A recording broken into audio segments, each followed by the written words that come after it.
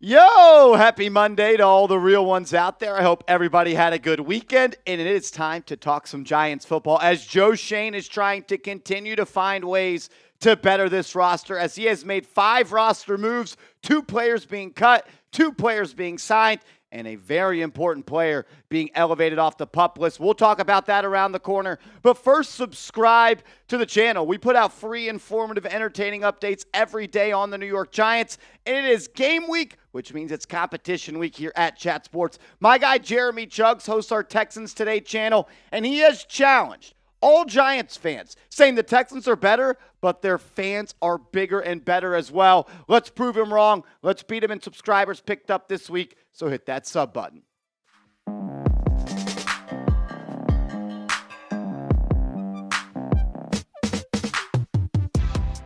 You're watching Giants Now by Chat Sports. I am your host, Marshall Green. Appreciate everybody for stopping by. We'll talk about the 2 players the Giants signed and cut, but I thought the biggest move that the Giants made when it came to a roster move was Evan Neal being elevated off the PUP list. It has been quite a curvy road that Neal has traveled since hurting that ankle last season. It got misdiagnosed. He was actually practicing. Then he got ruled out for the season, had surgery back in January. He was doing some individual drills in minicamp. Then he was ruled out for OTAs, had not practiced at training camp until today and yesterday. Neal back on the practice field, has not participated in team drills yet, still just working on the side in some individual stuff. But this is a great step for Evan to get back on the practice field and maybe back on the game field. I do want to say this, though, to make it abundantly clear. Neal may be back, but Jermaine Illuminor should still stay as the starting right tackle for this football team. I know Evan Neal was selected number 7 overall out of Alabama. He was regarded as the best offensive tackle in that class. I don't care about that. I don't care if you're on a scholarship. You are what your play says you are in this league. And over the last 2 years, it is proven and quantified that Jermaine Illuminor is a much better right tackle than Evan Neal. You can see the stats on screen. You can watch the tape, and your eyes will not lie. Illuminor is better at right tackle than Neal. And I am a firm believer that the best man for the job should play, and that is Illuminor. You can see it. He's given up the same amount of sacks in 11 more games. He's given up half the amount of QB hits in 11 more games. He's given up almost half of the amount of QB hurries in 11 more games. He is just a much more better player there, and he's more reliable, and he's more of a veteran. Look, Evan Neal, I understand, was someone that the Giants had a lot of high hopes for, and they should, and I still think there is a good player in there. And I loved the way that he spoke to the media over the weekend. He sounded humble, and he sounded like a guy that understands that he is going to have to earn every single rep going forward. Evan Neal said this to the media, saying, quote, "Whatever role the team has for me, I'm going to embrace it. I'm not owed anything. All I want is what I work for." And that is the type of mindset that he has to have. If he wants to become another starting tackle for the Giants or in this league, he's got a long way to go. I would personally like to see him start to cross-train at guard and tackle, because if I am thinking forward here, ideally, Jermaine Illuminor is your starting right tackle this year, and next year is under contract, and then in the foreseeable future. So what's the best way and what's the best path the Giants could put Evan Neal on to help this football team? Is it a swing tackle? I don't know. How about a guard? He played guard at Bama before. He played all right there, and we've seen so many cases in the NFL. Tackles come into the league, they struggle, they kick into guard, and they're all right. We saw that with Eric Flowers, who is pretty much Evan Neal 2.0, went on to play for the Commanders, and he was pretty good at that guard spot. If you could turn him into a solid guard, and he could be your Greg Van Roten replacement next year, that would be pretty ideal. Daboll did say to the media on Monday morning that Evan Neal is a long shot to play on Saturday. He also talked about John Michael Schmitz, who he mentioned in the video I filmed at the house. Yesterday, he returned to practice after missing the first 9 practices of training camp, but he did say Neal and John Michael Schmitz are a long shot to play this Saturday against the Texans. Don't have any problems with that. Let's take it slow, and let's just make sure that these 5 starting offensive linemen are the ones that are going to be going up against the Minnesota Vikings in week 1. All I want to see is Andrew Thomas, John Runyon, John Michael Schmitz, Greg Van Roten, and Jermaine Illuminor. Is it a perfect offensive line? No. Is it top 10? No. it might be top 15. And to go from 85 sacks allowed last year to a middle-of-the-pack offensive line, I might just be crying tears of joy. I'll ask you this question before we talk about some more roster moves. If you had to pick a starting right tackle today and for the foreseeable future of this football team, who would it be? Is it the Alabama man, number 7 overall, or is it Jermaine Illuminor? I want to hear from you in the comment section. The Giants did make 2 roster moves when it comes to additions to this football team, and that is KJ Cloyd, the off-ball linebacker who was a 2024 UDFA, who spent 3 seasons at Louisville and 1 with Miami. He actually signed with the Minnesota Vikings this offseason. Unfortunately, did not make their roster, and he got cut a couple of weeks ago. But he was pretty successful in college. He played in 49 games over the 4 years with 2 different schools. He had 84 tackles, 7 tackles for loss, 2 sacks, and 3 pass breakups. I like the signing one because you get a little inside look of the Minnesota Vikings as you are going to sign them in week 1. And it's going to be depth for this football team because training camps stand out and preseason stand out. Inside linebacker Deontay Johnson, the second-year UDFA out of Toledo, who's been awesome. He actually hurt his ankle in that preseason game, which kind of went under the rug, not really reported and talked about all that much, but Daboll did say he is week to week, and with a linebacker essentially not going to play this week and maybe not the rest of the season, Giants needed to add another body there, and they went out and did so. So before the signing, this is what the inside linebacker depth chart looked like. You're going to get Bobby Okereke as your starting inside backer. You're going to see him a lot as the only linebacker on the field. As we know, Bowen likes to operate in that dime personnel package. I think Micah McFadden is still inside linebacker too, but Deontay Johnson is right on his heels. I thought Darius Musow and Darian Beavers made some plays, and Carter Coughlin and Matthew Adams, their special teams ability is going to make it tough for them to be cut, and they also have some guaranteed money on their contract. KJ Cloyd, will have to earn a roster spot for this team. You saw the depth chart. You saw the numbers. I expect if Johnson is healthy, he's going to make this team alongside Bobby Okereke and Micah McFadden.